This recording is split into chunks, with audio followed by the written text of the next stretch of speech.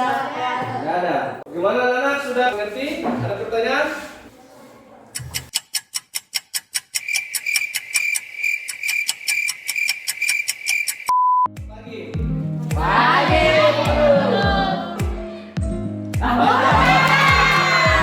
Betul sih.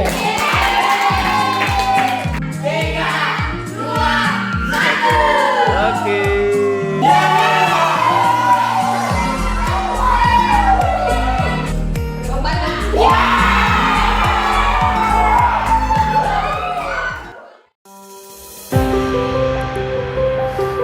Salam Merdeka Belajar, salam dan bahagia Ibu dan Bapak Guru hebat dimanapun Bapak Ibu Guru berada. Bagaimana dengan dua tayangan video barusan yang telah Bapak Ibu Guru saksikan? Nampak berbeda bukan? Nah, kira-kira nih jika Bapak Ibu Guru berada pada kelas yang Bapak Ibu Guru ampuh, Bapak Ibu ingin memilih berada pada suasana kelas yang seperti apa? Suasana kelas yang tergambarkan pada tayangan video yang pertama atau suasana kelas yang tergambarkan pada tayangan yang kedua? Perkenalkan, saya Satria Ramadan, guru mata pelajaran IPA di SMP Negeri 6 Nabire, Provinsi Papua Tengah. Pada kesempatan kali ini, saya ingin berbagi pengalaman praktik baik tentang bagaimana memanfaatkan media pembelajaran interaktif berbasis teknologi yang telah saya lakukan di kelas yang saya ampuh di SMP Negeri 6 Nabire.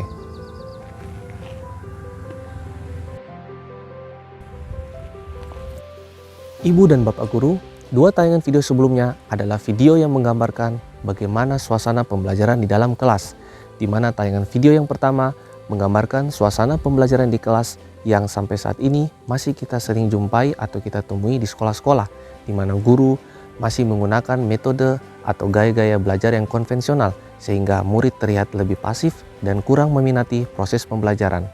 Sedangkan tayangan video yang kedua menggambarkan suasana pembelajaran di kelas yang sangat interaktif. Terlihat murid sangat antusias dan menaruh perhatian lebih dalam proses pembelajaran.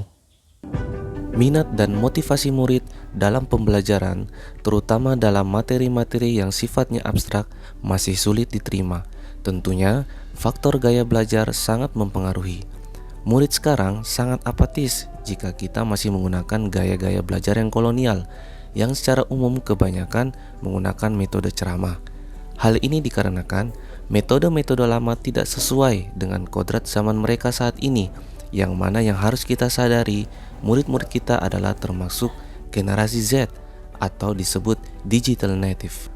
Tantangan untuk meningkatkan minat dan motivasi belajar murid dari seorang guru pribadi adalah bagaimana mengemas pembelajaran yang sesuai dengan kodrat zaman mereka, yaitu memanfaatkan teknologi sekaligus bisa bersifat interaktif.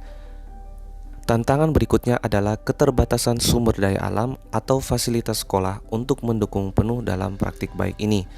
Arus listrik belum bisa dibagikan ke masing-masing kelas.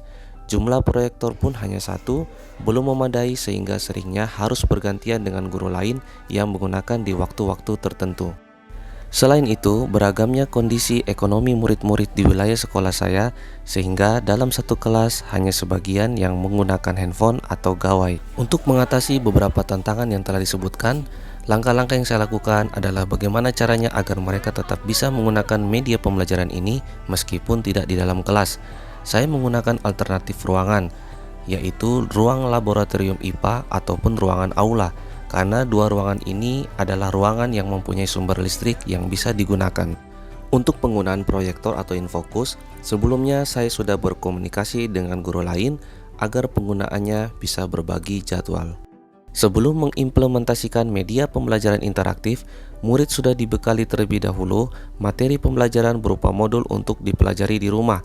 Untuk murid yang tidak mempunyai HP, modul diberikan secara langsung di dalam kelas. Sementara untuk murid yang mempunyai HP, modul dikirim via grup WA. Aksi di dalam kelas diawali dengan mengenalkan terlebih dahulu kepada murid tentang kelas poin yang digunakan sebagai media pembelajaran interaktif. Pengenalan aplikasi kelas poin dengan langsung mencoba beberapa fitur menarik yang ada di dalamnya. Guru mengemas dengan pertanyaan ice breaking agar lebih menarik perhatian dan antusias murid. Guru membuat kelompok secara heterogen, menggabungkan murid yang mempunyai gawai dan yang tidak mempunyai gawai dalam satu kelompok agar sama-sama mendapatkan pengalaman belajar. Setelah proses pembelajaran selesai, murid melakukan refleksi secara lisan maupun juga secara tulisan. Hasil atau dampaknya cukup efektif dan positif karena murid yang awalnya kurang berminat atau dengan motivasi rendah terhadap pembelajaran, setelah diberikan perlakuan media pembelajaran interaktif, mereka menjadi sangat antusias dalam pembelajaran.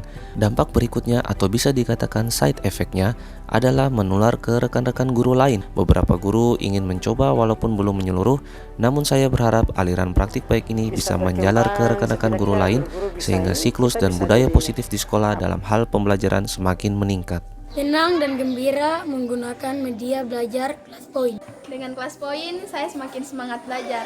Terima kasih Pak Guru. Terima kasih buat Pak Guru Satria. Tong belajar rasa kayak bermain. Terima kasih Pak Guru, kami jadi lebih senang belajar. Saya semakin senang belajar.